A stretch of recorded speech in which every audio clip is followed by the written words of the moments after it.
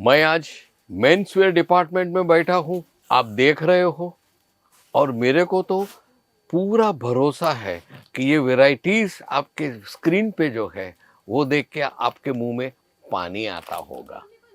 दोस्तों, एक काम कीजिए, ये वीडियो जब देखते हो ना, तो ये वीडियो में अंत तक तो जरूर जुड़ी रहेगा, लेकिन ये जो आपके स्क्रीन में ये आ रहे हैं कपड़े वैरायटीज, आप इसे अपने रिटेल कस्टमर को दिखाइए और बोलिए कि मैं कपड़े यहां से खरीदता हूं, ये वैरायटीज है।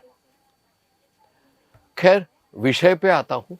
दोस्तों, आज छोटे से वाक्या से वीडियो शुरू करते हैं।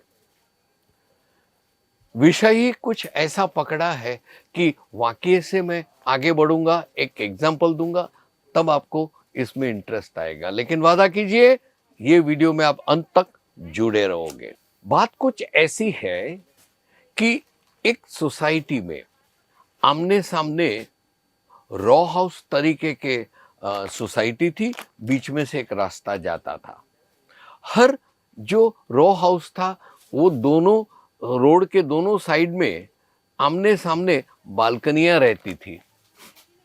एक भाई साहब अपने बालकनी में बैठे थे और न्यूज़पेपर पढ़ रहे थे और हाथ में चाय का कप था। शाम का वक्त था, ऐसा कुछ 5:30-6 बजे थे। वो ऑल ऑफ अ सडन वो न्यूज़पेपर पढ़ रहे थे, न्यूज़पेपर नीचे रख दिया और एकदम से जोर जोर से हंसने लगे। 2 मिनट हुई, एकदम से गंभीर हो गए। 2 मिनट वो गंभीर रहने के बाद एकदम शांति छा गई। फिर यकायक ऑल ऑफ अ सडन वो हवा में तालियां मारने लगे, ऐसे ऐसे हाथ करने लगे और फिर न्यूज़पेपर पढ़ने लगे। अभी ये जो गतिविधियां ये भाई साहब कर रहे थे, उसके सामने वाले रॉ हाउस में एक मैडम रहती थी। वो शाम पे अपने ऑफिस से आई होगी। बाहर जो टेरेस में उसने फूलों के पौधे लगाए थे, वहां पे पानी दे रही थी। वो पानी दे ही रही थी, उसका ध्यान गया सामने वाली बालकनी में एक भाई साहब जोर से हंस रहे हैं। 2 मिनट के बाद एकदम गंभीर हो गए और फिर हवा में हाथ हिलाने लगे, खड़े हो गए, फिर बैठ गए, फिर पेपर लिया, फिर पेपर को हवा में हिलाने लगे। ये सब गतिविधियां और एक्टिविटी देख के वो तो शॉक में डूब गई। हायला, ये क्या? ये तो एकदम यंग है, 40-45 साल के यंगस्टर है। ये क्या पागलों जैसी हरकतें करने लगे?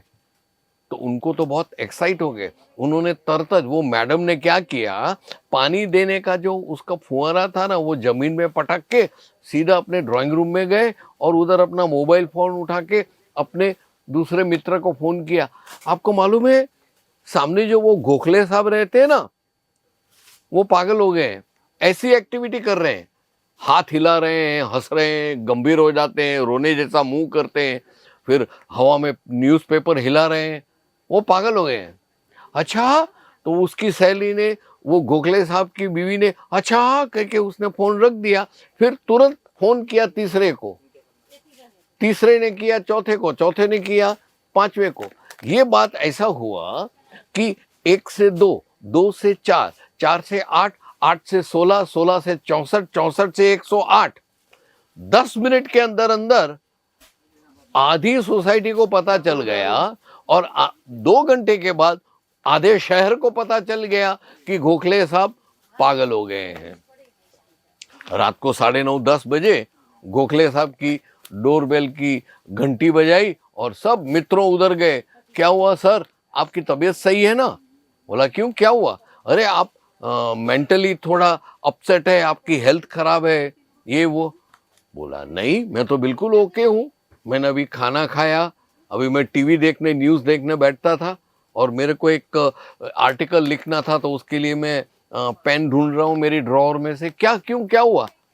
अरे, हमने तो सुना है कि आप मेंटली इम्बैलेंस, पागल से हो गए हो। तो गोखले साहब तो हैरान हो गए। अरे भाई, मैं कैसे पागल हो जाऊंगा? मेरे को तो आज प्रमोशन का लेटर मिला है, मैं तो आगे बढ़ रहा हूँ लाइफ में, मैं पागल नहीं हूं। तो सब एक दूसरे के सामने देखने लगे। बोला क्यों, क्या हुआ? अरे भाई, आज हमको ऐसा ऐसा फोन आया था कि आप ऑल ऑफ अ सडन हंस रहे थे, फिर सीरियस हो गए, फिर रोने जैसे हो गए, और फिर पता नहीं क्या क्या एकदम एबनॉर्मल एक्टिविटी करने लगे। तो हमें तो न्यूज़ मिला कि आप पागल हो गए हो। अभी ये सुन के गोखले साहब इतने जोरों की हंस पड़े कि वो सब हैरान हो गए कि अभी ये सच पागल हो गया है कि इतना हंसता है। गोखले साहब ने सबको बिठाया, पानी वानी ऑफर किया और चाय का अपनी मिसेस को बोला, और चाय बनाने जैसे मिसेस गई तब गोखले साहब ने समझाया, मैं बालकनी में बैठा था ना, तब न्यूज़पेपर देखते देखते मेरे भूतकाल में जो कॉलेज में एक इंसिडेंट बना था ना, वो मेरे को याद आया और मेरे को हंसी आ गई, तो मैं हंस रहा था। और फिर मेरी चहेती स्कूल में जो टीचर थी एक ज़माने में, वो एक्सीडेंट से गुजर गई थी, तो मैं गंभीर हो गया और बाकी हवा में हाथ हिला रहा था, क्योंकि बालकनी में बैठा था तो वो मच्छर बहुत तंग कर रहे थे। तो मैंने हाथ से ऐसा ऐसा करके ताली बजाया, न्यूज़पेपर लेके ऐसा ऐसा किया, वो था, बाकी कुछ नहीं था। सब लोग इतने शर्मिंदा हुए कि सॉरी सॉरी करके ये। लेकिन दोस्तों, ये वाकया मैंने इसलिए बताया कि दुनिया का ऐसा ही दस्तूर है, न जान न पहचान, बस अपना अनुमान खुद लगा के, वो सोच के उस पे सोचना और बात करना शुरू कर देते हैं। ये वाक्य से मैं यही कहना चाहता हूं दोस्तों, आप किसी के बारे में जब कुछ सुनते हो, पहले रियलाइज कीजिए, आप जांच कीजिए, समझिए, और फिर अपना मंतव्य दिमाग में बिठाइए और 2 बार सोचने के बाद दूसरी व्यक्ति को ये बात बताइए। क्योंकि आजकल ये स्मार्टफोन का ज़माना है, ये नेट का ज़माना है, और सबको इतना भागा दौड़ी में कामयाब होना है कि सब लोग ने ये धैर्य की सोच करना छोड़ ही दिया है। न्यूज़ इसमें स्मार्टफोन में आया कि आज फलाने फलाने लीडर ने ये किया, तो बस आधे घंटे के अंदर फेक वीडियो बना के पूरी दुनिया को पता चल जाता है, लेकिन बात में कुछ होता ही नहीं है। जैसे रिसेंटली हमारे महानायक है अमिताभ जी बच्चन, उनके बेटे का डाइवोर्स और दूसरी लड़की के साथ अफेयर, ऐसे कितने वीडियो उधर आने लगे जिस वो बात में कुछ वजन ही नहीं था। आज आप भी शादीशुदा हो, मैं भी शादीशुदा हूं, हर कोई नवयुवक शादीशुदा है, उसके घर में जब 2 बर्तन साथ में है तो कहीं ना कहीं घर्षण होके, टकराव होके आवाज तो आती है ना। तो हमारी ऐश्वर्या जी और अभिषेक जी के बीच में कुछ आर्ग्यूमेंट हुई होगी, किसी ने सुन लिया होगा, तो उसमें मरी मसाला डाल डाल के ये बेचारे गोखले साहब की हालत हुई ना, ऐसी हालत उसकी कर दी है। उसको मालूम ही नहीं है कि क्या हो रहा है, और उसको डाइवोर्स भी हो गया, दूसरी लड़की से शादी भी हो गई, सब पूरा चैप्टर खत्म कर दिया दुनिया ने। यही चीज अपने को कपड़ों के व्यापार में भी सोचनी है। आप समझे ना, आपके पास जो कपड़ा है, अपनी बैलेंस माइंड से कस्टमर को समझाइए, प्रोडक्ट समझाइए, क्वालिटी समझाइए, उसके रेट्स बताइए। अगर कस्टमर को ये रेट ज़्यादा लगते हैं तो जस्टिफाई कीजिए, एप्रिशिएट कीजिए कि कस्टमर को पहचान है कि ये महंगा हम दे रहे हैं। उसके बाद उसको समझाइए कि उनसे अनुमान जो है वो सच्चा है और ये कपड़ा महंगा इसलिए है, और उसका 3, 4, 5 पॉइंट्स दे दीजिए, कन्विंस कीजिए। और साथ में आजू बाजू की अगल बगल की दुकानों में कौन क्या कर रहा है, कैसे कपड़े बेच रहा है, और वो दुकान में से क्या बातें आती है, उसमें मरी मसाला तड़का देके आप इधर उधर बोलो मत। समझो वो भी अपनी तरह एक व्यापारी है, बैलेंस माइंड से वो भी बिजनेस करना चाहता है। सब अपने मुकद्दर और तकदीर में होगा, उस प्रकार बेच के पैसा कमाएंगे, मुनाफा कमाएंगे, और जो सही होगा वो तो होगा ही, गलत है वो नहीं चलेगा। दोस्तों, आज के वीडियो से मैं आपको यही कहना चाहता हूँ। ये वीडियो दोबारा देखिएगा, तीसरी बार देखिएगा, अपने मित्रों को आप शेयर कीजिएगा।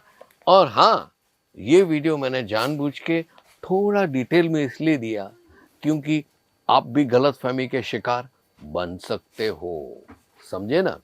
वीडियो को लाइक कीजिएगा, चैनल को अगर सब्सक्राइब नहीं किया है सब्सक्राइब करके तुरंत मोबाइल टेबल पे रख के एयरपोर्ट, रेलवे स्टेशन या बस स्टैंड पे फ़ोन कीजिए, सूरत गुजरात की टिकट बुक कीजिए और यहाँ पे आके शादी ब्याह का जो माहौल जमा है उसकी परचेजिंग आप कर देना।